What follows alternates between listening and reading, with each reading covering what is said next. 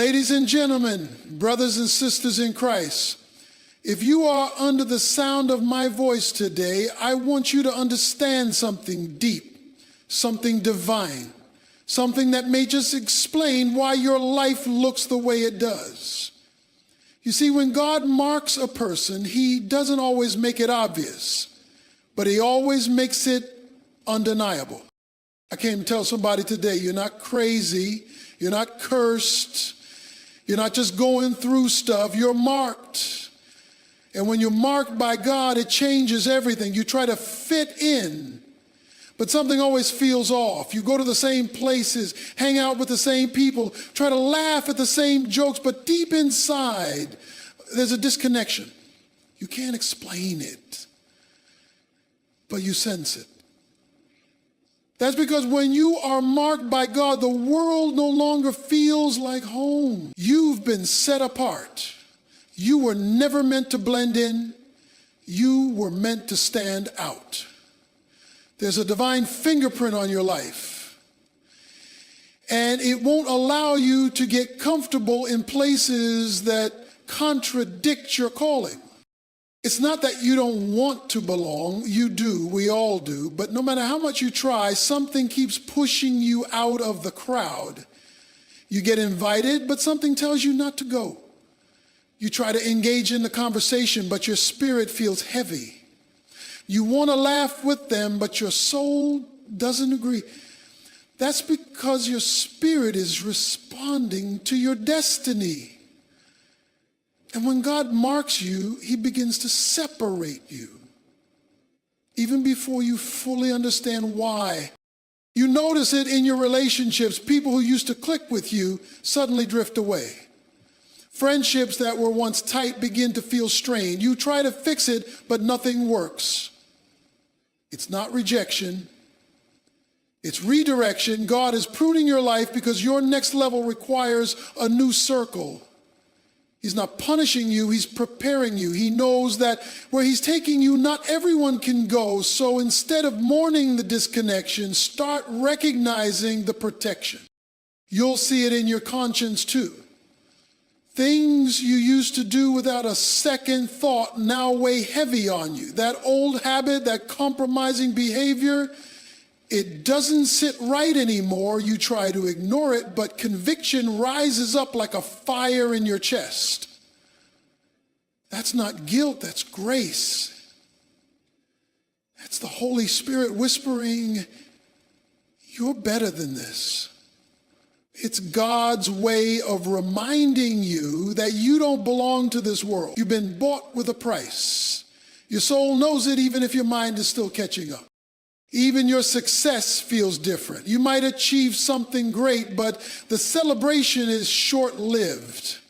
While others are satisfied, you still feel a pull for more.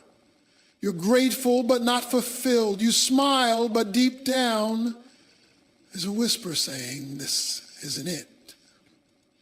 That's because God didn't call you to settle in the comfort of human approval.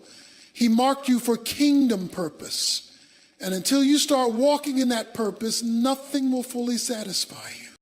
There's a loneliness that often comes with being marked, not because you're alone, but because you're not aligned. You're around people, but you don't feel connected. You're in the room, but your spirit is somewhere else. And the truth is that separation is sacred. God uses seasons of isolation to bring revelation. When he pulls you away from the noise, it's because he wants to speak to you clearly. Don't resent the loneliness. It's proof that he's calling you deeper. Being marked by God isn't glamorous. It's uncomfortable. It's misunderstood, but it's necessary because before God uses you publicly, he will always separate you privately. He will break the pattern, shift the environments, and realign your heart. He'll do whatever it takes to position you for what he's prepared. And the first sign that he's doing that work is this: you no longer fit where you used to. So don't panic. Don't fight it. Don't try to force yourself to stay where God is moving you from. that disconnect you're feeling, that discomfort you're carrying, it's not punishment, it's preparation. You've been set apart. You've been chosen. You've been marked. You've been through things that would have crushed someone else. You've walked through fire and somehow made it out without the smell of smoke. When you are marked by God, your pain is never wasted. Every trial, every heartbreak, every season of suffering has been shaping you, molding you, preparing you for something greater than you can see right now. It's easy to look at your scars and feel shame, but those scars are not signs of defeat. They're signs of survival. They are the evidence that God's hand has been on your life even when you didn't realize it. There were moments when you felt like giving up, moments where the weight of life seemed too heavy to bear. You were surrounded by darkness, confusion, and silence.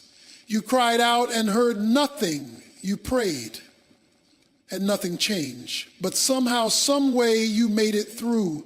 And it wasn't your strength, it wasn't your wisdom, it wasn't your connections. It was the grace of God carrying you when you didn't even know he was there. That kind of endurance doesn't come from the world. It comes from being marked. See, people look at you now and don't realize the battles you fought just to stand where you are. They see your smile, but not your struggle. They hear your testimony, but not your tears. But God saw it all. He was there in the midnight hour. He was there when you were broken and nobody knew. And what you didn't realize is that those trials were not just hardships. They were heavenly tools. God was using the fire to refine you, to strip away what wasn't needed, to strengthen what was weak, to reveal what was real. Because when God marks you, he doesn't just bless you, he builds you. He doesn't just elevate you, he equips you. And sometimes that equipping comes through affliction. Sometimes the only way to teach faith is through pressure.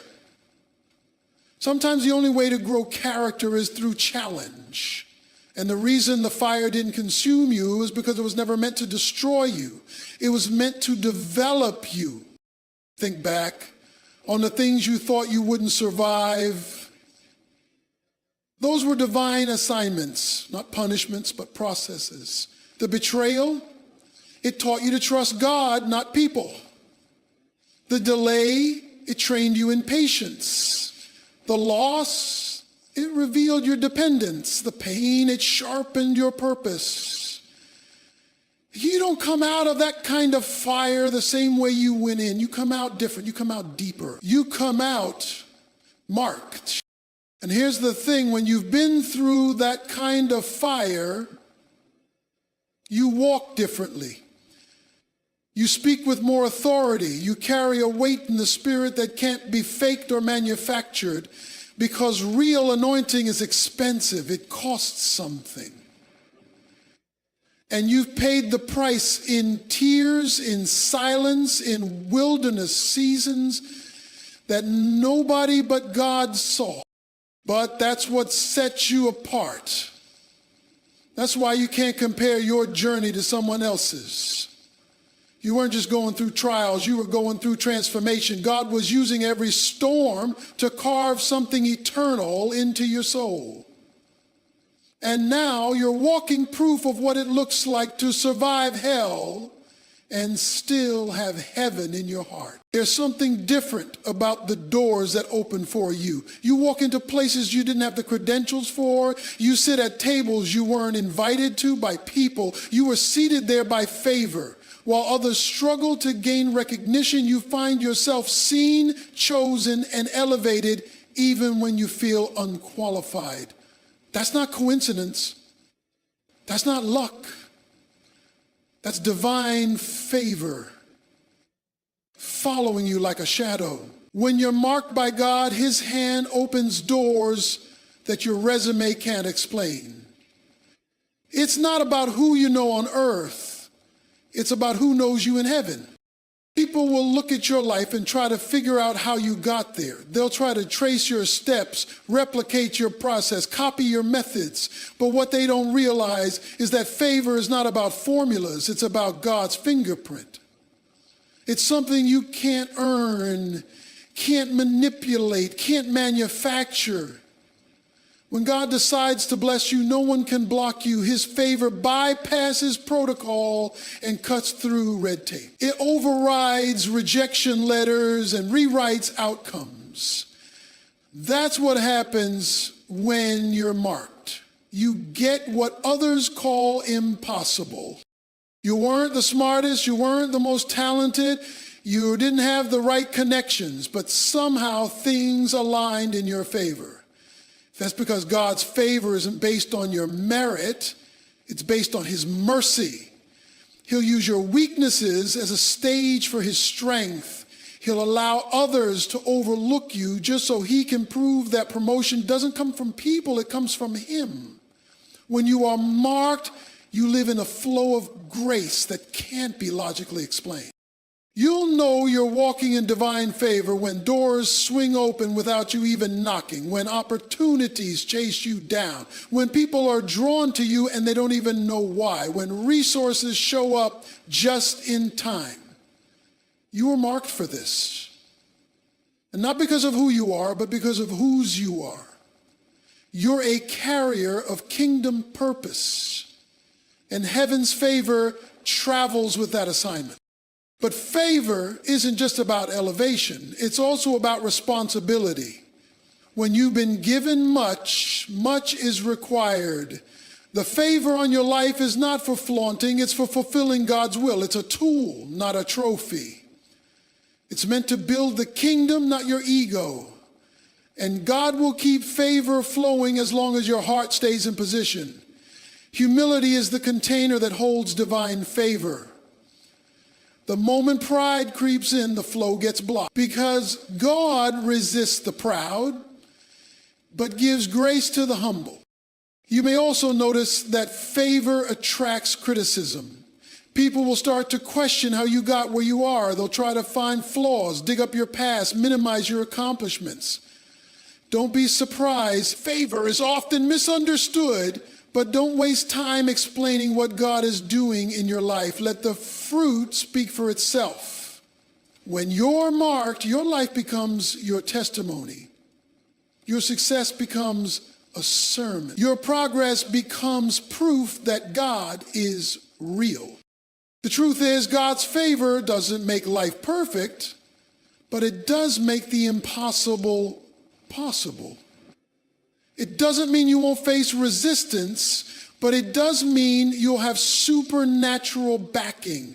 Favor doesn't eliminate struggle, but it guarantees victory. Because when God puts his hand on your life, no weapon formed against you will prosper. So when things start aligning in your life in ways you can't explain, don't question it. Just thank God for it. You didn't hustle your way here. You didn't manipulate your way in. You were carried by favor. That's the mark of God. You are walking proof that grace opens doors effort can't. And that favor follows those who are called according to his purpose. There's something inside you that won't let you settle. Even when things are going well on the surface, deep down, you know you were created for more. You try to be satisfied, but contentment never lasts long. You achieve one goal, and immediately your spirit starts reaching for the next. That's not ambition, it's assignment. It's not ego, it's purpose. When you are marked by God, there's a divine pull inside of you that won't let you get comfortable in me. You've been wired for something eternal, and nothing temporary will ever be enough. You can be surrounded by people who are happy with just getting by, but you can't rest there. You can try to blend in, but the more you do, the more restless your spirit becomes, That's because what's in you is bigger than what's around you. God has deposited something on the inside of you that keeps calling you forward. It's a divine agitation, a holy dissatisfaction. You can't explain it, but you can't ignore it either. That's the sign that you've been marked. You find yourself dreaming about things that seem out of reach. You see visions of impact that far outweigh your current resources. You get ideas that stretch your faith and scare your logic. But that's what happens when God puts destiny inside of you. He doesn't speak to where you are, he speaks to where you're going. And when you're marked, your inner world will always outgrow your outer world. The life you see in your spirit is a preview of the purpose you were born to fulfill. Other people might look at your life and tell you to be satisfied. You have enough, they'll say. Why are you still pushing? But they don't understand you're not chasing success, you're chasing obedience. You're not hungry for status, you're hungry for assignment. When you are marked, ordinary life will never feel like enough. You weren't designed to just exist. You were created to influence, to build, to serve, to lead. And until you start moving in that direction, there will always be a void in your soul. Sometimes that pull toward purpose shows up as frustration. You get irritated with the routine, agitated with the average. You look around and think, this can't be all there is. That's not you being ungrateful. It's your spirit reminding you that you were made for more, and God will let you feel the weight of that dissatisfaction to get you moving. He will stir up discomfort to push you into destiny, because purpose doesn't start with clarity. It often starts with restlessness. You'll also notice that you have a burden for things other people ignore. You're moved by injustice. You're stirred by brokenness. You feel compelled to act where others walk by. That's because your calling is tied to your compassion. God uses what breaks your heart to reveal what you were created to heal. When you're marked, you carry sensitivity to the things that reflect your assignment. And that burden is not a curse, it's a clue. It's God saying, this is where I want to use you. But here's the challenge. Being marked doesn't mean you'll have all the answers. In fact, the more you pursue purpose, the more uncertain it can feel. But that's part of the journey. God doesn't give you the full map, he gives you the next step. And when you take that step in faith, he meets you there.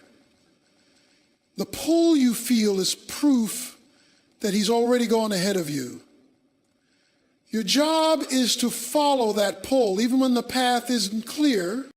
When you're marked by God, the comfort zone becomes your enemy. He won't let you stay in what's familiar when he's called you to what's fruitful. So if you feel like something more is calling you, if you feel like there's another level waiting on you, pay attention.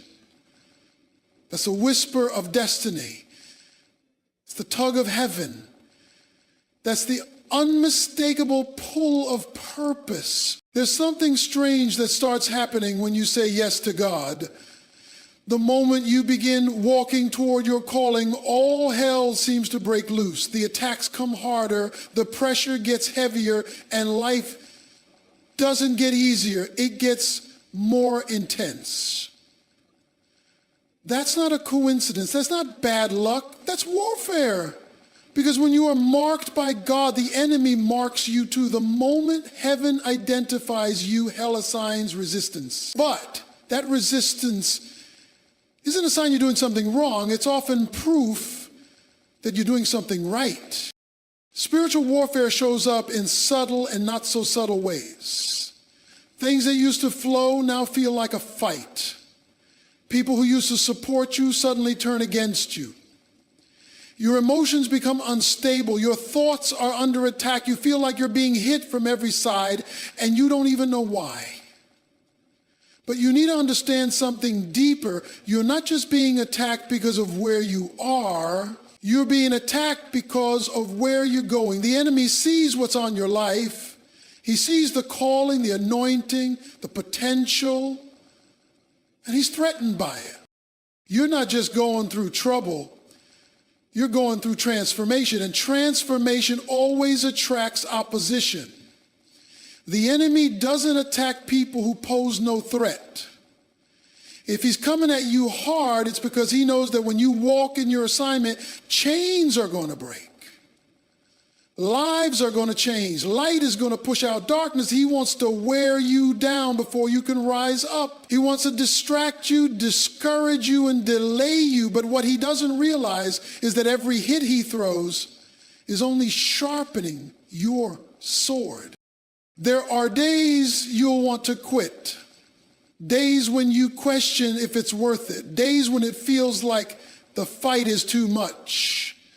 And that's exactly why you've got to recognize this as more than a natural struggle. It's a spiritual battle.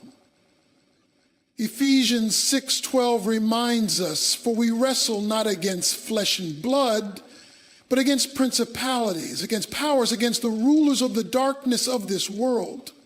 Your fight isn't with people, it's not with circumstances. It's with an invisible enemy who is terrified of what you carry. But here's the truth. Being marked by God doesn't mean you won't face warfare. It means you've already been given victory in the midst of it. You're not fighting for victory. You're fighting from it. The enemy may come in like a flood, but the Spirit of the Lord will lift up a standard against him. God doesn't promise a life without battle, but he does promise that no weapon formed against you shall prosper. The weapon may form, but it will not win. And even in the middle of the battle, God is building something in you. He's developing your endurance. He's strengthening your faith. He's teaching your hands to war and your fingers to fight. Every challenge is making you wiser. Every storm is making you stronger. Every opposition is turning into opportunity. The warfare isn't stopping your calling, it's unlocking it. You also notice that right before a major breakthrough, the intensity of the warfare increases. That's because the enemy knows what's about to happen. He senses the shift. He sees the angels moving. He knows your next step is going to be powerful. So he throws everything he has in hopes that you'll stop short. But this is not the time to back down. This is the time to press in. Because when the warfare heats up, it's a sign that the blessing. So if you're under attack, don't panic, praise. Don't retreat, rise. You're not being punished, you're being positioned. The presence of warfare is the confirmation that you're marked. And if God marked you, then he's also equipped you to overcome every obstacle in your way. There's a weight you carry that others can't see, a responsibility that lives in your spirit, not because you chose it, but because it chose you. You feel called to things you didn't volunteer for. You're drawn to lead, to serve, to speak, to move, even when you feel unqualified. That's the tension of being marked by God. He doesn't wait until you feel ready. He calls you in your weakness so that his strength can be revealed through you. And when he places a calling on your life, he doesn't take a vote. He assigns it. And then he starts shaping you for it. You feel it in moments of stillness. Something inside you will let you rest until you take the next step. And even when fear rises up, there's a fire in you that keeps burning. You try to stay behind the scenes, but your gift keeps pulling you forward. You try to stay quiet, but there's a word in your spirit that won't stay silent. You try to convince yourself you're not good enough, but God keeps reminding you of what he placed in you. That's the call. And when you're marked, the call doesn't leave you alone. God doesn't call the qualified, he qualifies the called. He chooses the least expected to do the most extraordinary things. Think of Moses, who had a stutter, yet was called to speak to Pharaoh. Think of David, a shepherd boy, anointed to be king. Think of Jeremiah, who said he was too young, and yet God told him, before you were formed in the womb, I knew you and set you apart. When you're marked, your resume doesn't matter. Your yes doesn't. And that yes doesn't come without cost. There are sacrifices. There are lonely seasons. There are moments of doubt. But there's also glory in the obedience. There's power in the surrender. Because every time you say yes, heaven backs you up. You don't have to have it all figured out. You just have to be available. God is not looking for perfect vessels. He's looking for willing ones. And if you're willing, he will fill you, lead you, and send you into places you never imagined going. When you're marked, your life becomes a message. People start watching not just what you say, but how you live. Your character becomes your platform before your calling ever takes center stage. That's why God spends so much time working on the inside of you. He doesn't rush the process because he's not just preparing the promise, he's preparing the person. Before you lead people, you have to learn to follow him. Before you carry influence, you must carry integrity. That's the cost of the call, but it's worth it. There will be moments when the weight of the calling feels too heavy. You will want to walk away. You will question whether God really chose you, but those are the very moments when his grace shows up strongest. His strength is made perfect in your weakness. And if he called you to it, he will carry you through it. You're not doing this in your own power. You're doing it with divine backing. You've been marked, and heaven has assigned help to your journey. You'll also notice that your call isn't just about you. It's about the people connected to your obedience. Your yes unlocks doors for others. Your voice sets captives free. Your courage gives others permission to rise. That's why you can't quit. That's why you can't sit this one out. Too much is at stake. The call on your life is generational. It's kingdom. And God trusted you with it because he knows what he placed inside of you. When you are marked, the call is inescapable, but so is the grace that comes with it.